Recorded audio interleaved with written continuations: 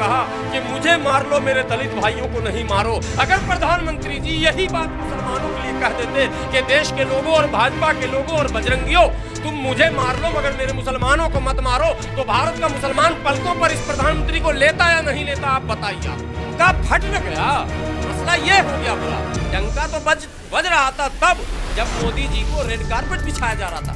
डंका तब बजा जब दुबई में स्वागत हुआ और मंदिर गिफ्ट किया गया, जमीनें दी गई, उसका शिलान्यास हमारे प्रधानमंत्री ने किया। तो मेरा भी सीना चौड़ा हुआ कि चलो प्रधानमंत्री का ऐसा सत्कार हुआ कि हिंदू भाई जो दुबई में काम करते हैं भारतीय मूल के या दूसरे देशों के, उनके पूजा पाठ के लिए एक जगह दिया गया। लेकिन उस डंके को फाड़ दिया इन लोगों ने, भाजपा के लोगों ने। क्या है, बेलगाम तो लोग हैं, तमाम टीवी चैनलों पर देखें, यूट्यूब चैनलों पर देखें।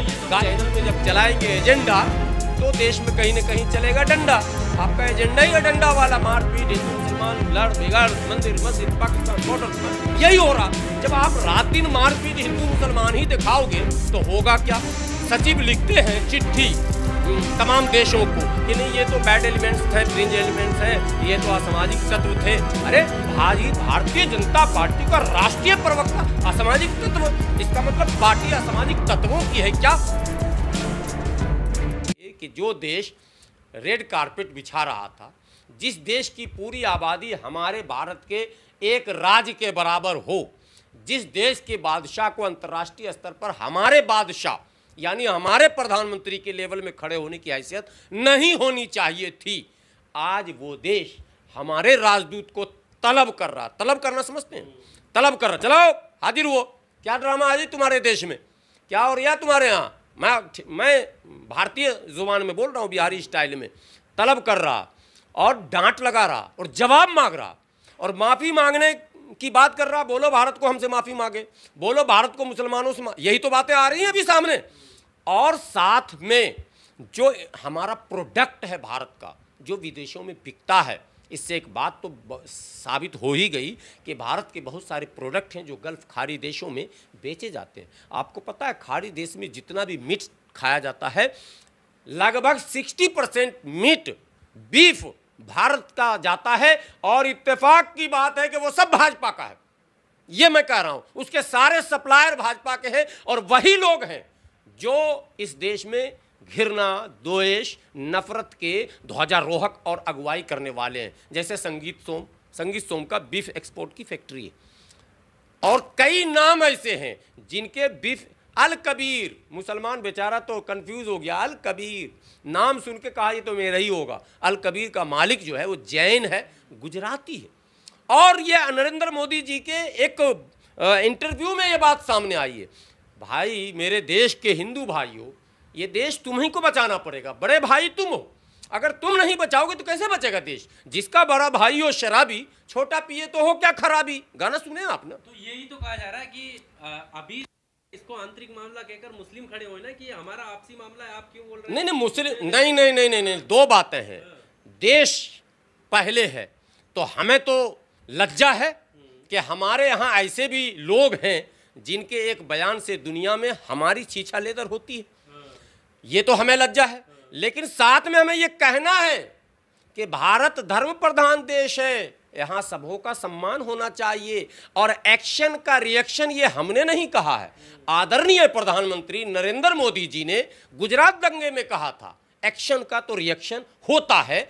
और आदरणीय स्वर्गीय प्रधानमंत्री राजीव गांधी जी ने भी कहा था इंदिरा गांधी के हत्या के बाद कि जब कोई बड़ा पेड़ गिरता है तो धरती डोलती है, यानी एक्शन का रिएक्शन। और ये शायद वैज्ञानिकों ने सिद्ध भी किया है प्रयोग करके कि एक्शन का रिएक्शन होता है। तो जब धर्म के नाम पर आप भेदभाव करेंगे यहाँ भारत में और इस्लाम और मुसलमान को टारगेट करेंगे सेलेक्टेड आप, तो विदेशों में जो हमारे हिंदू भाई हैं, मलेशिया में जो हमारे हिंदू भाई हैं, इंडोनेशिया में जो हमारे हिंदू भाई हैं, बांग्लादेश में हमारे हिंदू भाई हैं, तो बांग्लादेश में जब दुर्गा पूजा पर हमला हुआ और हिंदू भाइयों पर मुसलमानों ने जब हमला किया बांग्लादेश में, तो उसके रिएक्शन में त्रिपुरा में मुसलमानों पर हमला हुआ। तब शेख हसीना ने बयान दिया था, मोदी जी हमारे देश में बड़ा भाईचारा है, ये आपके देश में जो पंगा होता है ना उसका असर यहाँ होता है। यानी आपके देश में खबरें छपती हैं, दुनिया अब करीब हो चुकी है, आप चैनल में जब चलाएंगे एजेंडा तो देश में कहीं ना कहीं चलेगा डंडा। आपका एजेंडा ही है डंडा वाला, मारपीट, हिंदू मुसलमान लड़ बिगड़, मंदिर मस्जिद पाकिस्तान बॉर्डर, यही हो रहा। जब आप रात दिन मारपीट हिंदू मुसलमान ही दिखाओगे तो होगा क्या?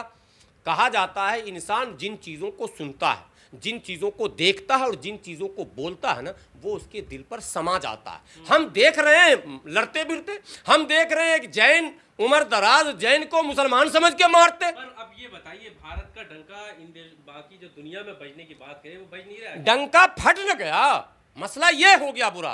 डंका तो बज रहा था तब जब मोदी जी को रेड कारपेट बिछाया जा रहा था। डंका तब बजा जब दुबई में स्वागत हुआ और मंदिर गिफ्ट किया गया, जमीनें दी गई, उसका शिलान्यास हमारे प्रधानमंत्री ने किया। तो मेरा भी सीना चौड़ा हुआ कि चलो प्रधानमंत्री का ऐसा सत्कार हुआ कि हिंदू भाई जो दुबई में काम करते हैं, भारतीय मूल के या दूसरे देशों के, उनके पूजा पाठ के लिए एक जगह दिया गया। शायद दुबई के बादशाह को भी सद्बुद्धि हुई है कि सब धर्म का हम सम्मान करेंगे, अगर कोई रोजगार के लिए भी आया तो उसको भी इबादत और पूजा के लिए जगह मिलनी चाहिए। लेकिन उस डंके को फाड़ दिया इन लोगों ने। किसने फाड़ दिया? भाजपा के लोगों ने।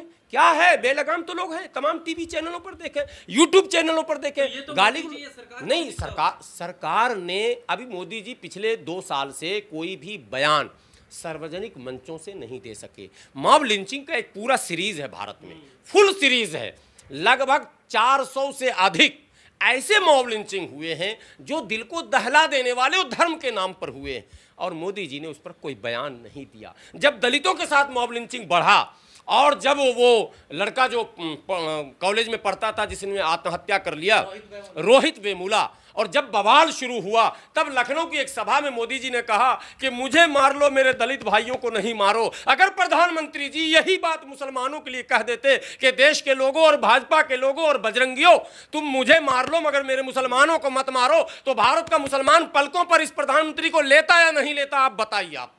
आप बयान नहीं दे सकते हमारे लिए, आप बोल नहीं सकते। आपने मौन समर्थन दे दिया उनको, उन दंगाइयों को, उन उपद्रवियों को, उन माने असामाजिक तत्वों को। और अब असामाजिक तत्व भाजपा के लोग खुद कह रहे हैं, वो इंग्लिश में कौन सा वर्ड अभी इन्होंने यूज किया है जो, हाँ क्या, हमें तो फ्रिंज एलिमेंट।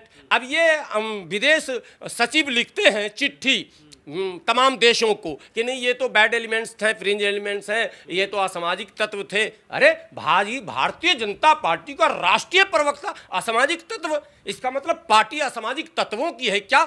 ये कैसा शब्द आपने प्रयोग कर लिया साहब? ये शब्द कहीं आपको इस्तेमाल करने थे? अरे आप डिक्शनरी हमसे ले लेते, हम डिक्शनरी से वर्ड निकाल कर आपको देते। इतनी डिक्शनरियां मार्केट में हैं, ये कौन सा वर्ड आपने लाया, अपनी पार्टी को खुद कटघरे में खड़ा कर दिया?